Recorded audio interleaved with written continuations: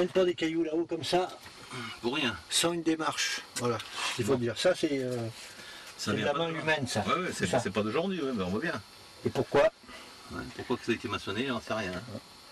Mais normalement, ça continue pas, c'est le problème. Bah, là, t'as qu'une solution pour le savoir, c'est descendre un maximum. Hein.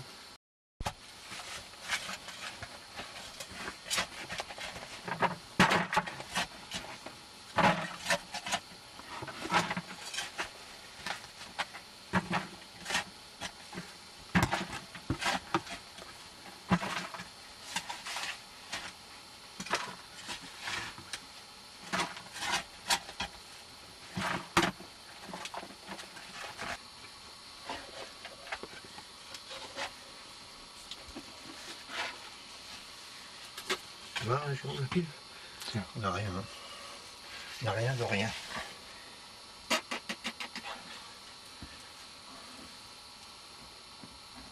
Oh, bah, c'est une cavité de...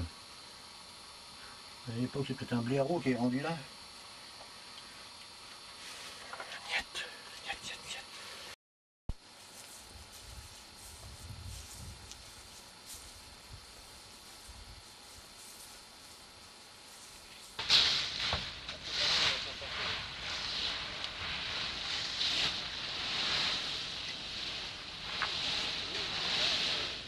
Yes! Voilà donc dans le tombeau du Christ. Ah ouais, non mais attends, c'est des galeries de fous quoi. Ouais. T'es déjà venu ici? Ouais, je suis déjà venu. C'est profond? Plus loin, ouais. Hein? Beaucoup plus loin. Ça continue comme ça la galerie? Oui, à un moment donné, on peut plus. Hein. Alors, tu vois, c'est noir. Regarde. Ouais. Donc c'est pour ça que ça accréditerait la thèse que ça soit une mine de jet. Parce que le jet, c'est noir.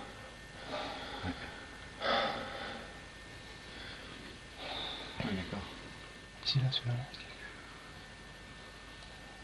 Je vais passer, j'éteins la lumière.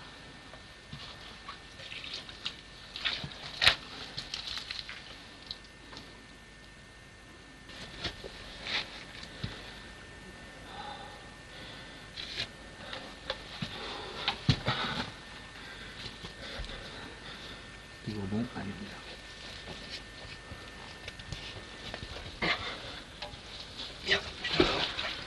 J'espère qu'on est du pile.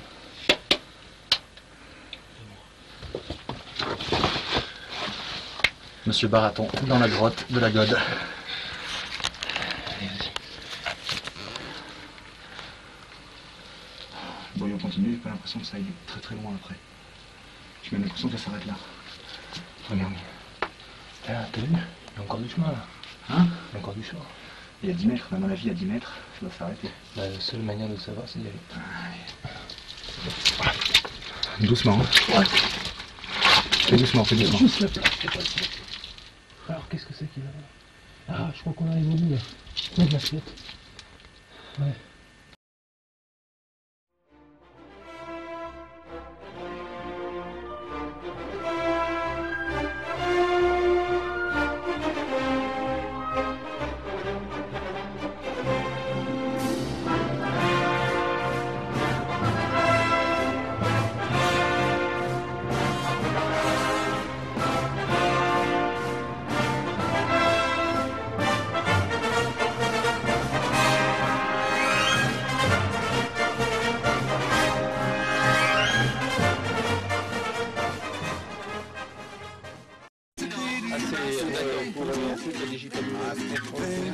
Le chemin, le soleil de l'oubli. Et la permission professionnelle, c'est sauver la vie. en général, très bien. Et ils ont un truc qu'on dit beaucoup de canéméscope, c'est l'entraîner Jusqu'au de la terre. ça ne va pas. On ne peut pas entraîner comme les scopes et repiquer par exemple. De la terre. C'est bon, tranquille. Droit. Oui, d'accord.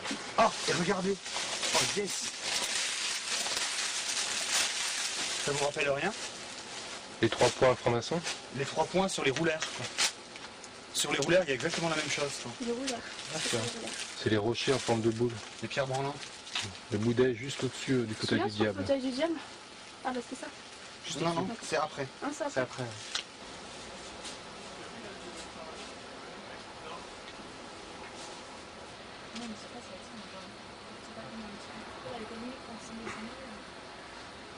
Là tu te rates, on se retrouve un mètre plus bas.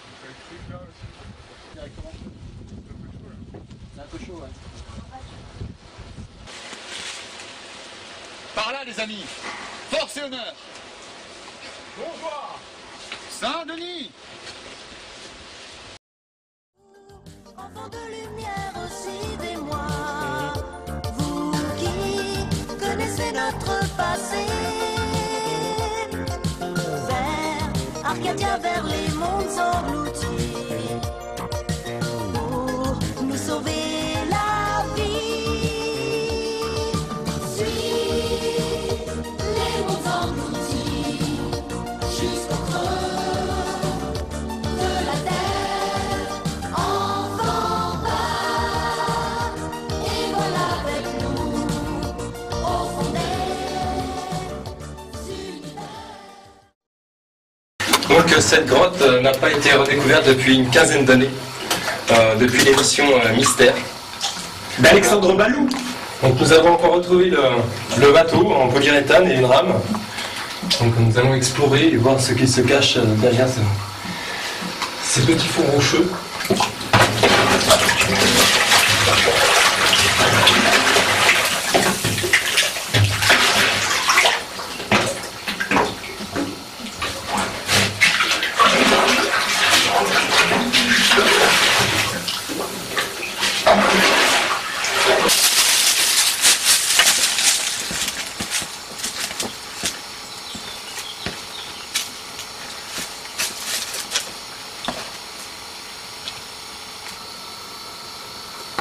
Oui, celle-là, qui est vraiment, en tout cas qui inspire, Qui aspire à quoi? c'est une invitation à être explorée en tout cas. La veine s'arrête là.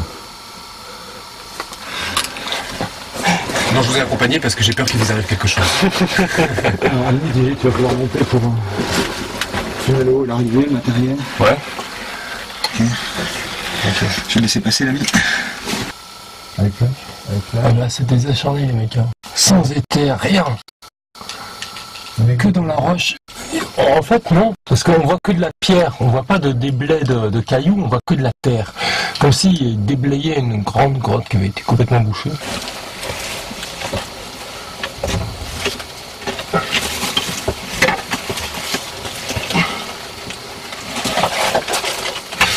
Putain, il y a des moustiques, ça raconte pas. Ouais.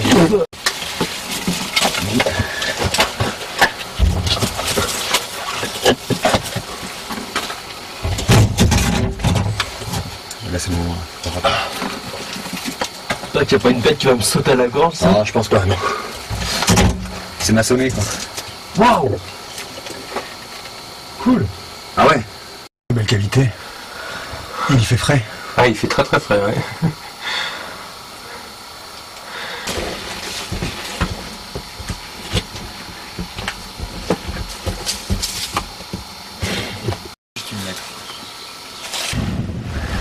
Une porte tellement elle est parfaitement rectiligne et perpendiculaire dans les coins.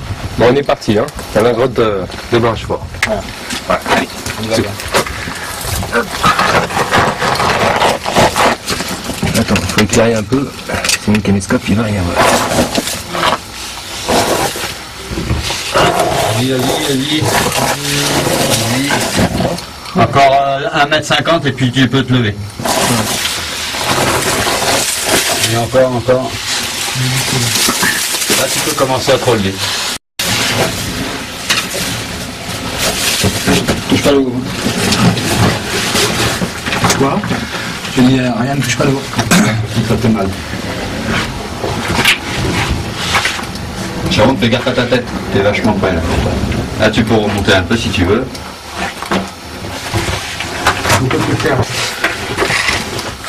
Sympa, hein?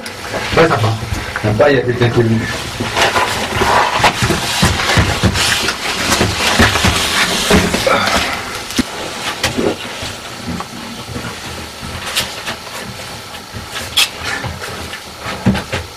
D'accord.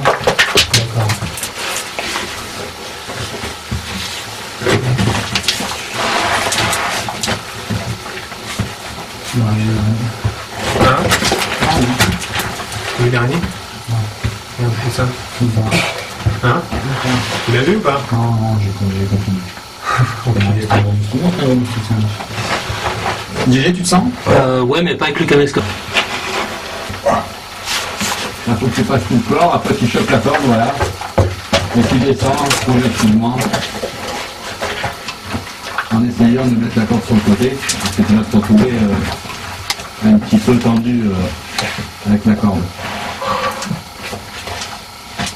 C'est de fou, quoi. Ça va? Il faut que tu écartes tes jambes.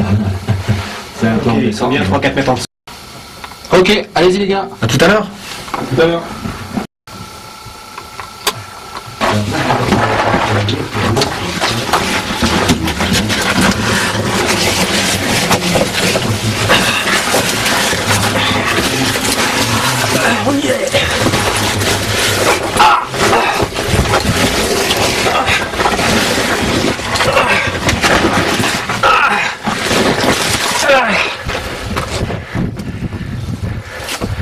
La dalle qu'on appelle la dalle d'Elisabeth Reynaud.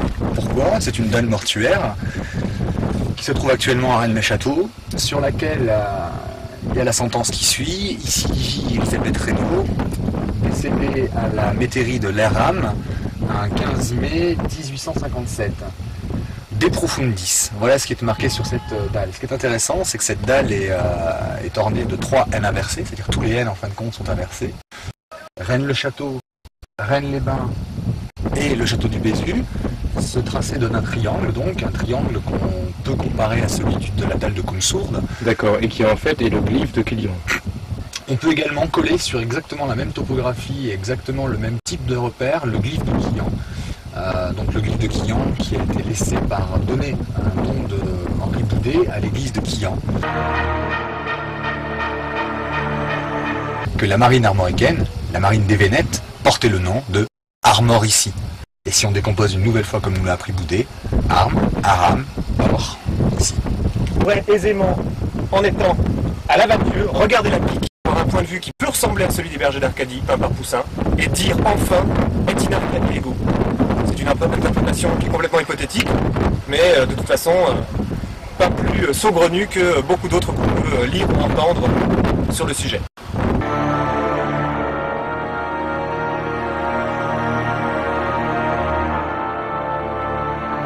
Et nous parler aussi de cette inscription et du sens inversé par rapport à la photo. Ce qu'on sait de la pierre de Plantard, on le sait grâce au site... Plus fort, Lolo. Pardon. Ce qu'on sait de la pierre de Plantard, on le sait grâce au site sur lequel elle a été publiée, puisqu'il y a un site qui en parle, clairement. Donc ce serait a priori pour Pierre Plantard la bornalcore, donc une pierre de bornage qui permettait un décodage quelconque, ou du moins une hypothétique triangulation sur carte. Donc voilà ce qu'on sait de cette pierre à la base, et c'était un élément essentiel, voire très important de la recherche autour de Plantard, de Chérizet, Serpent Rouge, etc. Circuit également, déposé à la Bibliothèque nationale de France. Alors voilà, cette pierre, voilà ce qu'elle représente. A priori, tout le monde s'en rend compte, elle est inversée. Elle devrait présenter des inscriptions qui n'y sont pas. Voilà. Alors quelles sont-elles, Ryan, les inscriptions?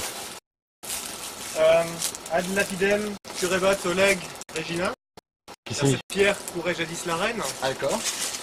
Initial Alcor, étoile de la constellation de la Grande Ourse. Arsène Lupin. Arsène Lupin, et enfin, je pense très sincèrement, mais ça c'est mon opinion personnelle, que ça a vraiment aucun lien avec notre histoire. Mais bon. Si ceci dit, sur la photo, on voit clairement qu'il y a marqué sur le côté gauche de la photo l'inscription, si je me souviens bien. Et comme la photo est inversée... Voilà, donc là, nous pouvons voir qu'il n'y a absolument aucune inscription et non plus aucune trace d'effacement de la pierre. Non, mais pour la simple bonne raison que les inscriptions sont à l'endroit sur une photo à l'envers. Exactement. Donc si on prouve qu'il n'y a jamais eu d'inscription. Si on remet la photo à l'endroit, voilà. L'inscription devrait être à l'envers. N'ont jamais été présentes sur cette pierre. Donc a priori cette pierre... Cette inscription en fait aurait été gravée sur une photo qui aurait été inversée ou un diapositive qui aurait été retourné. Puisque Pierre Plantard a retouché la photo de la photo pour en fin de compte. On voit clairement qu'il a gommé ça. Il a gommé tout le contour. Ça fait partie. Oui. C'est ici. Ça fait des oreilles. qui fait qu'on a l'impression que cette pierre est un peu en plateau, en fait, Voilà. au sommet.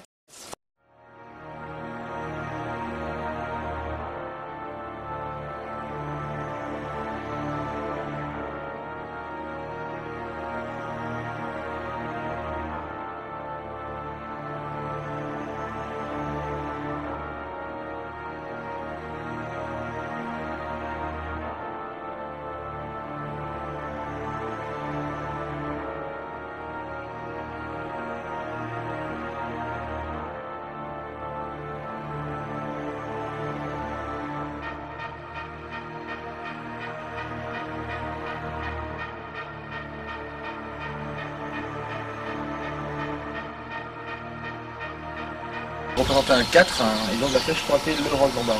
Donc une fois de plus une piste intéressante à travailler. Aujourd'hui on a de la chance d'avoir eu l'information avant qu'il y ait eu une détérioration une fois de plus d'une carte en balle. Surtout celle-ci, la tombe de janvier, le prédécesseur de l'abbé Boudet, enterré ici bien sûr avec le 17 janvier, bon ça plus personne ne s'en interroge. Ce qu'on peut remarquer c'est qu'à l'intérieur de l'église, dans la petite chapelle d'entrée, on retrouve également le mot Vier qui est mis en évidence exactement comme ici. Donc peut-être effectivement un codage une fois de plus au niveau cartographique, mais bon. Et donc là on peut voir mort le premier... Donc là on peut bien lire mort le 1er septembre 1872, sauf que le 7 est délibérément voilà, marqué. pour indiquer justement comme par hasard 17 janvier. 17 janvier. Date initiatique, le grand classique. À noter également une croix qu'on pouvait associer à une croix templière, bien entendu. En plus de ça, ça devait certainement être le même artisan. Alors, on peut se dire que c'était le même artisan qui taillait ces pierres-là. Donc pour aller un petit peu plus loin dans la réflexion, se dire qu'effectivement, l'artisan qui gravait les pierres n'était pas celui qui décidait de la sentence. La preuve en est, si tant est que ce soit la même personne, les M sont parfaitement à leur place, parfaitement à l'endroit. Pour Madame Louise Cadenat. Louise Cadenat, détentrice du secret, c'est elle qui garde les clés de la porte. Ça servira à rien. Vas-y, balance la flotte, tu vas voir.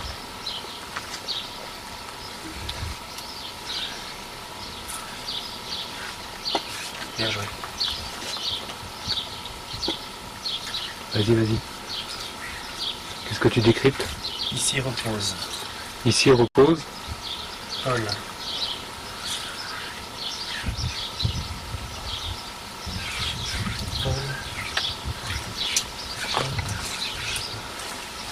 Paul Henri, on dirait. Comte de Fleury. Donc là c'est Paul Henri. Paul, là, il y a quelque chose qui est écrit là.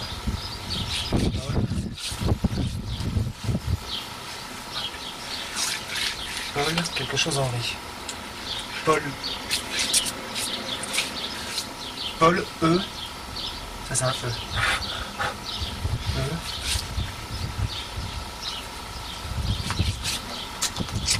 Décédé.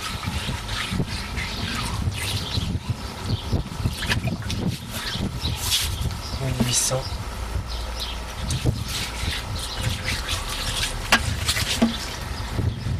Tu sens quelque chose, non? T'arrives à voir? Quasiment pas là. Décédé le 10. Passe ta main comme ça, t'as vu? On voit de suite, il faut que tu passes ta main. C'est ça? Ouais. 1800. 57, non? C'est pas la même date. Est-ce que les deux tombes de Fleury ne seraient pas ensemble en fait, rassemblés? Décédé le 10 septembre, on dirait bien. Difficile à voir. Encore? Attends, il y a un P, M, B, R, E. À mon avis, c'est septembre. À l'âge de 14 ans. 14 ans. 14 ans? Paul Urbain de Fleury décédé à l'âge de 14 ans. Non, c'est pas Urbain, c'est Paul Henri. Paul Henri, d'accord. Comte de Fleury. Alors il y a Paul Henri, comte de Fleury. Il y a un truc entre les deux à ce moment. Il reste un peu d'eau là, regarde. Tu peux en jeter juste ici là. Paul Élie. Paul Élie? Paul Élie. Tiens, Élie justement c'est juif ça. Ici repose Paul. On dirait Élie. Paul-Élie Henry, comte de Fleury, décédé le 10 septembre 1800. Donc le comte de Fleury, en fait, il aurait des origines judaïques. C'est juste un nom donné. Ouais, juste un nom, mais tout le monde ne s'appelle pas Élie, surtout à l'époque. Hein. Exactement comme... Passé, en fait, bien. Bon, tout ça, ça a été, bien sûr, très certainement buriné par... Comme Pintard l'a écrit, un serpent rouge. Le pan rouge de cerf. comme c'est écrit dans le serpent rouge, effectivement. Si tant est qu'on puisse accorder du crédit au serpent rouge. En tout cas, c'est toujours la même chose. il est passé en faisant le bien, on est bien d'accord, c'est sur le serpent rouge. Ah oui, totalement. C'est un clin d'œil évident à Paul Urbain de Fleury, je veux dire. En tout cas, ça tombe. Mais ce Élie, ça me trouble quand même. Il faut savoir qu'Aupoul avait quand même en plus un blason représentant une étoile de David. C'est très intéressant.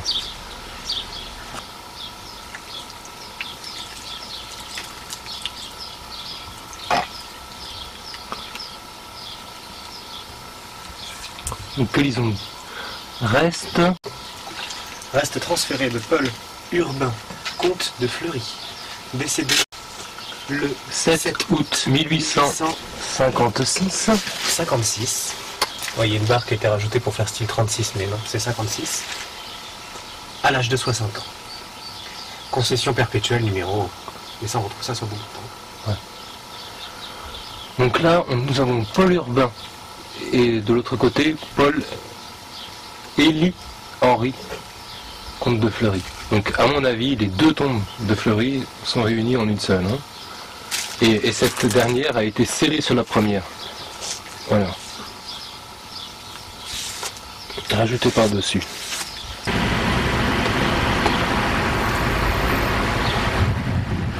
Les noms, alors vous avez les noms de la femme marche. Ok, on y va.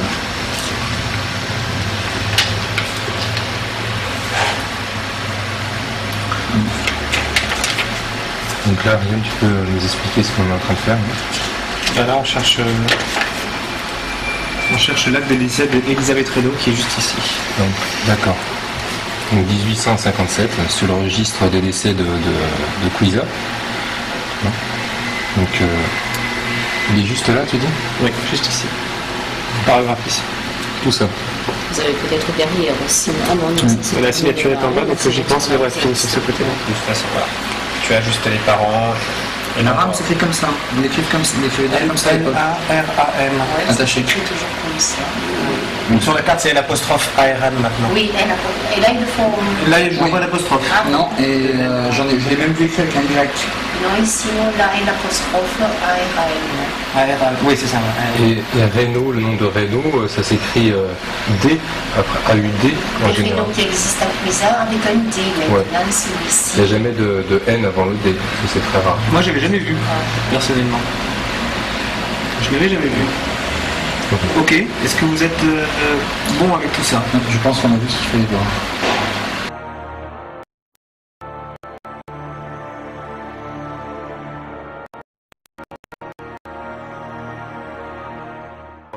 Le registre de décès d'Elisabeth Reynaud. Nous avions eu confirmation de la date et du lieu, de l'ERAM.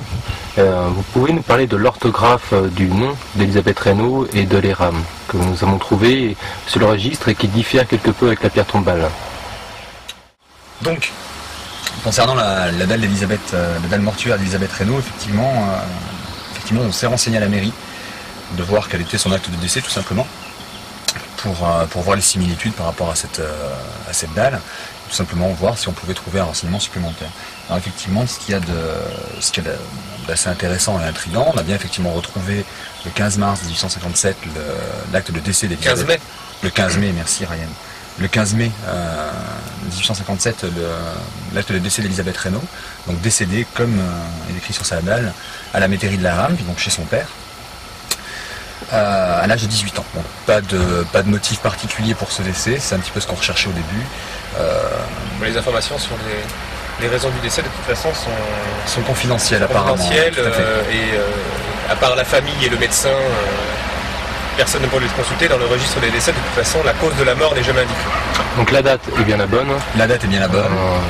l'endroit est bien le bon. Avec une différence d'orthographe. Oui, alors voilà, c'est là où on peut noter les différences par rapport entre l'acte de décès et la pierre tombale. C'est que sur la pierre tombale, on le remarque dessus qu'il y a des N inversés, donc au nombre de 4, exactement, pas 3 comme je le disais tantôt. Donc 4 N inversés. Ce qui est intéressant, c'est que le nom d'Elisabeth Reynaud ne s'écrit pas avec un N à la fin. Première différence essentielle. Deuxième différence, la rame ne s'écrit pas avec un Y non plus. Même en ancien temps. La preuve en est, c'est qu'à l'époque contemporaine donc, du décès d'Elisabeth Reynaud, la rame s'écrit comme aujourd'hui. En l'occurrence, s'écrit sans L apostrophe, mais l'orthographe est la même. Donc ce Y ne vient a priori de nulle part. Donc, Marianne ? Bah écoute, je pense que la première des choses, c'est ce que je disais, c'est découvrir quelle peut être, ou en tout cas chercher quelle peut être la symbolique du N inversé, puisque c'est vraiment c'est vraiment la chose principale qui ressort sur cette dalle, y compris les deux pentacles. Donc, aujourd'hui, l'interprétation de ces deux pentacles est impossible, parce qu'on n'a pas assez d'éléments, je pense. Difficile de dire que c'est un rapport avec le fait qu'elle soit considérée comme sorcière, etc. Je pense franchement pas que ce soit ça. Je pense qu'il faut vraiment travailler sur ce que les N inversés peuvent vouloir nous signifier. Et pourquoi il y a eu volonté, effectivement, d'avoir un certain nombre de N inversés, parce qu'il aurait fallu écrire, s'ils avaient écrit Reynaud avec la bonne orthographe, on n'aurait que 3 N inversés sur la dalle. Ils en ont rajouté un. Est-ce que c'était volontaire ou pas? Très probablement d'ailleurs, puisqu'il se trouve qu'en plus c'est un N. Et on a maintenant donc 4 N inversés. Et je pense que l'histoire et notre route va se poursuivre avec ces quelques indices, peu d'indices, mais en tout cas suffisamment peut-être pour nous dire cette tombe présente un intérêt, peut-être le personnage, l'endroit où elle se trouve, peu importe. Mais on a des lettres rajoutées, des lettres inversées et 2 pentacles, une inscription qui est assez énigmatique des profundis, qu'il faudrait à la limite creuser, voir si on peut trouver cette inscription sur d'autres pierres tombales de l'époque. Tout à fait. Mais en l'occurrence, je pense qu'il y a matière éventuellement à travailler, quoi. Tout à fait. Il ne faut pas oublier qu'on parlait tout à l'heure des pentacles. Nous avons vu donc sur la dalle qu'il reste 2 pentacles sur chaque côté, oui. Mais le principal était cassé, puisque au-dessus ça remonte et ça forme comme un cercle, et un grand pentacle noir était bien dessiné et gravé et entouré d'un cercle, et cette partie-là est cassée. Tout à fait, on peut se dire qu'effectivement il y avait peut-être 3 pentacles à la base. Alors, toujours pareil, il faut toujours se poser la question, est-ce codé, n'est-ce pas codé? Parce que quand on se lance dans un décodage, on peut voir, de toute façon, on y voit toujours ce qu'on veut y voir. Donc l'objectivité n'étant pas de mise dans la recherche à Rennes-le-Château, il faut quand même en mettre un petit peu dans sa sauce, si on peut. Donc première question à se poser, c'est est-elle codée, n'est-elle pas codée? Les 3 pentacles ont-ils une importance? Les N inversés également. Est-ce que c'est tout simplement un indice pour attirer l'attention? Est-ce qu'en lui-même cette dalle est un indice révélateur d'un lieu? Puisqu'on l'a vu, à plusieurs reprises, effectivement, on peut se repérer géographiquement dans cette région, dans cette zone, compris entre Rennes-le-Château, Rennes-les-Bains, le Bézu. On se rend compte qu'effectivement, beaucoup de choses peuvent nous ramener ici. Voilà, et ce ne serait pas une nouveauté, puisque nous l'avons déjà vu avec la dalle de la marquise de Blanchefort, Etienne Arcadiaigo, et en dessous, Régis, Elis Arkis. Tout à fait. Et nous avons vu qu'avec les T qui soit été pas à la bonne place, ou rajoutés, ou enlevés, on s'était aperçu que cela signifiait en gros le trésor des Hauts-Poules n'est plus à Rennes, mais a été déplacé dans une cave, Catine. Voilà, donc nous allons essayer de travailler sur cette pierre tombale d'Elisabeth Reynaud pour voir si éventuellement, tout en gardant conscience qu'on peut y trouver beaucoup de choses quand on cherche, ou rien du tout. Ou rien. On va essayer de voir si éventuellement il y a quelque chose de sérieux qui s'en dégage. Tout à fait. Bon, ça fera partie de nos axes prochains de progression. Je l'espère, nous le souhaitons. Fortement. Et nous le souhaitons pour vous également. Pour vous, téléspectateurs, qui nous regardez. Tout à fait. Qui voyagez de l'étrange à l'inconnu vers les mondes engloutis de l'Arcadia. Ne réglez pas votre téléviseur, c'est tout à fait normal. Tout à fait. Nous contrôlons les horizontales et les verticales. Nous sommes aujourd'hui une fine équipe de chercheurs très avancés dans nos recherches, puisqu'on a déjà les bottes pleines de boue. Donc on s'est déjà retiré de la boue. Et les genoux bien griffés. Exactement. Nous ne sommes pas restés enfoncés dans la boue et nos genoux sont bien griffés. Voyez-vous. Donc bon, c'est toujours pareil, Rennes le Château amène bien souvent dans ses voyages plus de questions, plus d'interrogations que de réponses. En même temps, c'est ce qui fait tout le charme de la recherche. À chaque voyage, ses découvertes, à chaque voyage, ses rencontres. Et en l'occurrence, cette fois-ci, petite découverte a priori, peut-être grande révélation par la suite.